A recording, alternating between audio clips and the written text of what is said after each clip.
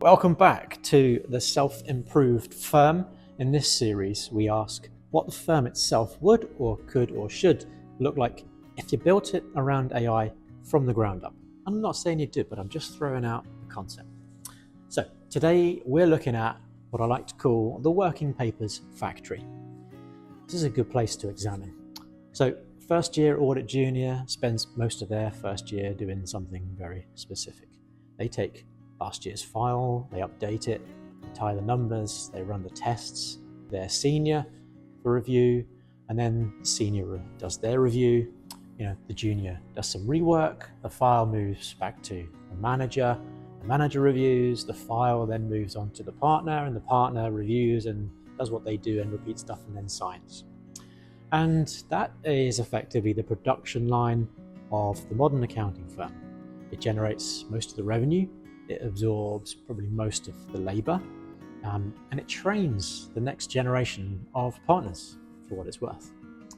It is also, although it's not often described this way, a specs and tests factory, the common term in the software testing world.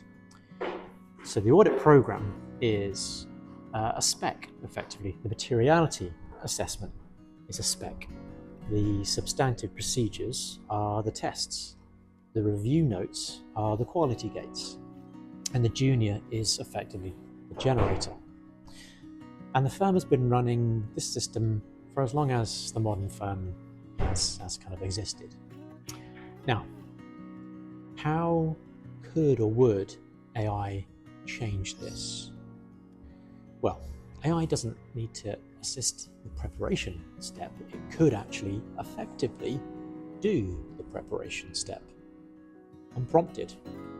Trial balance pulled, reports downloaded, lead schedules run, first pass findings, some written exceptions, some flagged issues, or potentially automatically in a fraction of the time it normally takes.